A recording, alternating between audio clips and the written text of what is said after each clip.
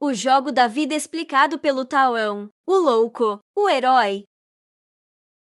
As 22 cartas que regem o jogo, chamadas de Arcanos Maiores, contam a história de um herói e a sua jornada de vida, com os seus altos e baixos.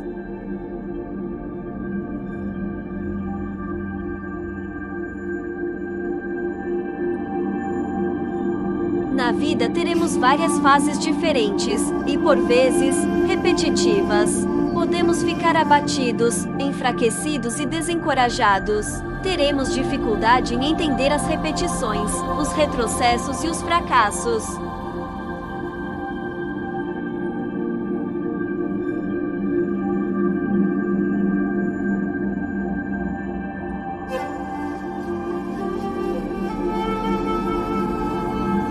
Para nos conhecermos, podemos recorrer a várias ferramentas e meios, tais como meditação, Tao, leitura, psicoterapia, psicologia comportamental, psicanálise.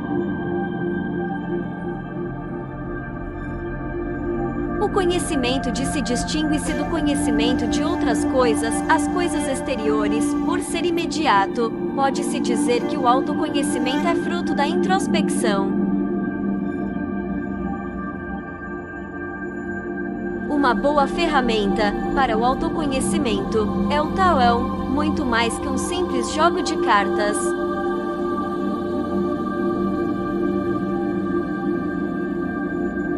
Esta ferramenta é muito associada à magia, ao esoterismo, misticismo, reservado a cartomantes, a algo muito distante da racionalidade e da ciência tradicional.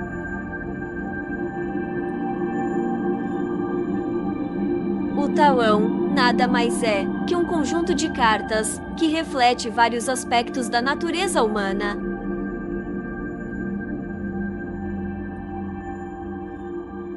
Este instrumento permite-nos analisar, meditar e refletir sobre nosso passado, presente e futuro, através de seu sistema de simbologias e metáforas, guiando-nos pelo caminho do autoconhecimento.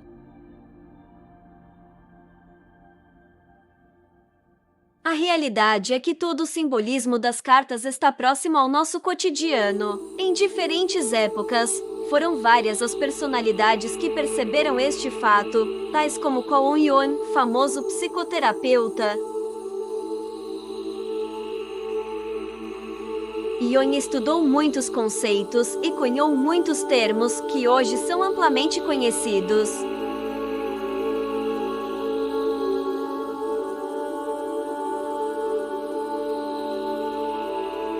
Como extroversão, introversão, arquétipos, inconsciente, sombra, complexo, sincronicidade, entre outros.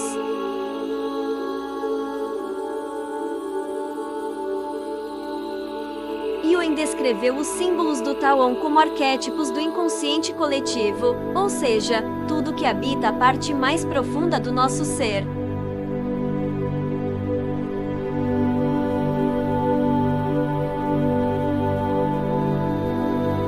Grandes filósofos como Platão fazem parte de uma tradição que vê o autoconhecimento como uma conquista ou realização que traz saúde e liberdade para a pessoa.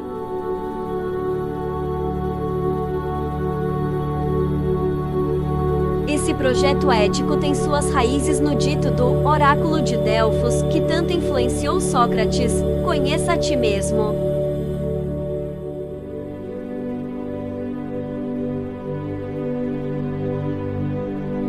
Onde e quando surgiu o Tao?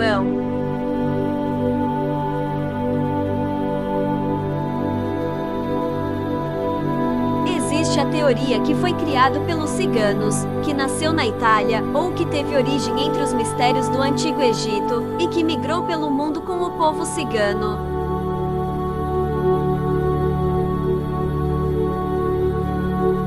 Existem relatos de que na Biblioteca de Alexandria havia um baralho de cartas em ouros e papiros que explicavam sobre a sua existência. Com a queima da biblioteca, não há certeza.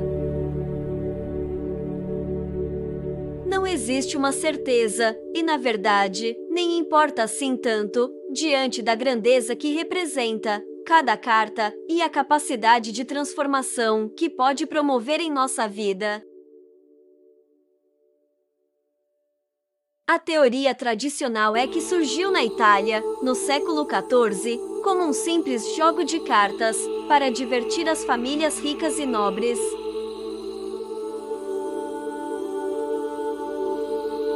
Na época, os desenhos das cartas eram pintados com tinta de ouro, os baralhos eram vistos como obras de arte e serviam, muitas vezes, como presente de casamento.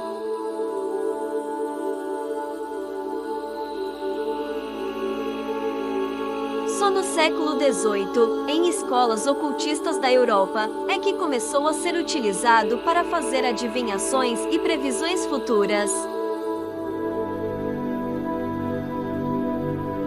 Foi a partir daí que ganhou espaço na cultura popular e virou instrumento de trabalho das cartomantes.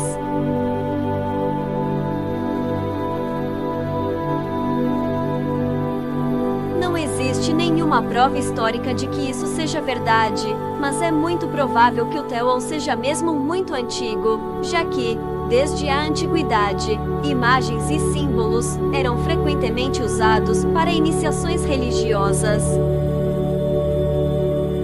Carregando simbolismos e significações que não deveriam ser expressas abertamente, devido à sua natureza secreta ou à perseguição de outras religiões, principalmente a da Igreja Católica. O Tawon sobrevive há muito tempo e sobreviveu ao longo da história. Em meados do século XVII, surgiu o Tawon de Marselha. Na altura, quem o adquirisse podia pintar as cartas, de acordo com a vontade e inspiração de cada um.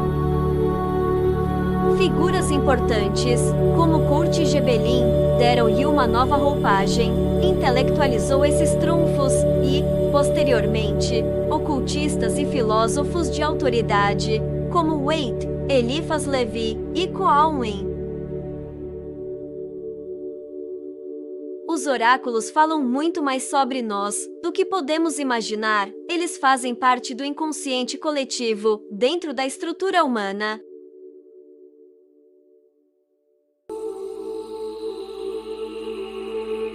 Existe uma diferença entre Tawon e oráculos.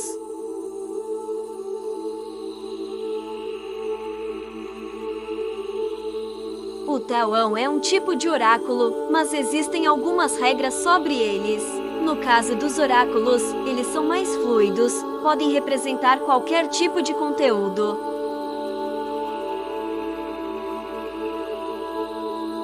Exemplos de oráculos: runas, animais, fadas, deusas, etc. O Tawon tem 78 cartas, os oráculos não têm um número definido de cartas.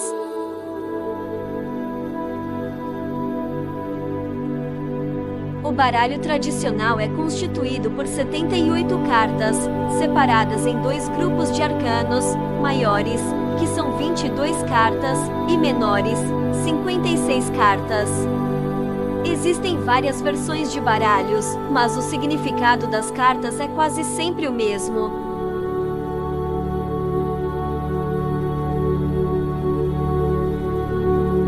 As 56 cartas dos arcanos menores são divididas em 4 naipes: ouros, espadas, paus e copas, cada uma numerada de 1 a 10, mais o rei, a rainha, o pajem e o cavaleiro. Existem à venda tanto baralhos completos, com as 78 cartas, como com 22 ou 36 cartas, apenas. Qualquer pessoa pode jogar.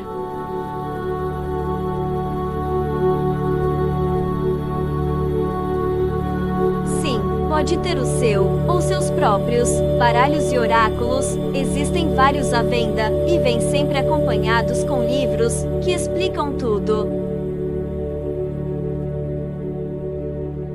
Existem várias formas de jogar. Numa tiragem pode-se tirar 3, 5, 7, 10 ou 12 cartas.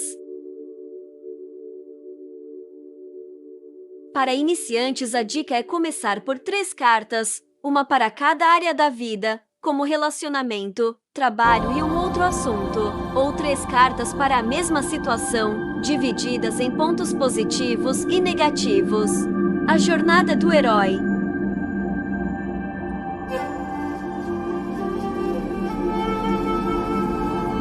As cartas partem do ponto 0, que tradicionalmente é representado pelo o louco, ao ponto final de completude representado pelo o mundo, simbolicamente, jornada cíclica da nossa vida.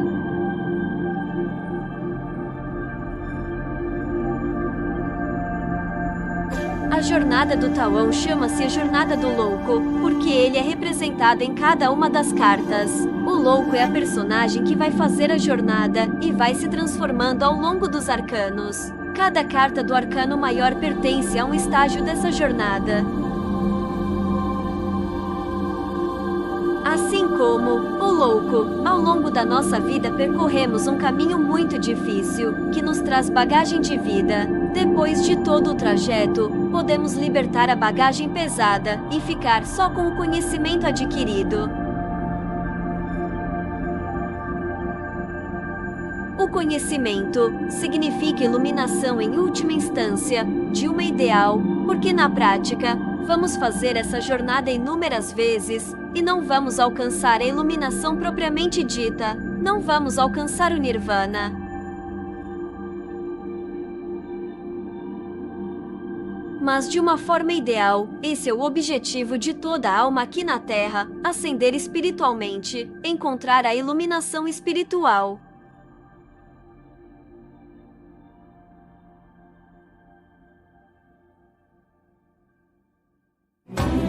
Se no mínimo alcançarmos uma certa maturidade ao longo dos ciclos que percorremos, isso já é uma grande jornada. Já podemos fechar cada um dos ciclos com chave de ouro.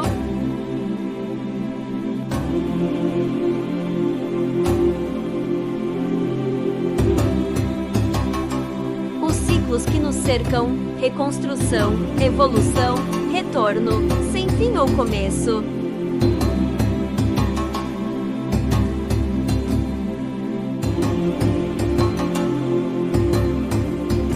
Deixaremos de explorar e, ao fim de toda nossa exploração, chegaremos ao ponto em que começamos e conheceremos o lugar pela primeira vez. T.S. Eliot. Muito obrigada por assistir. Espero que tenha gostado e, sobretudo, despertado sua mente e curiosidade.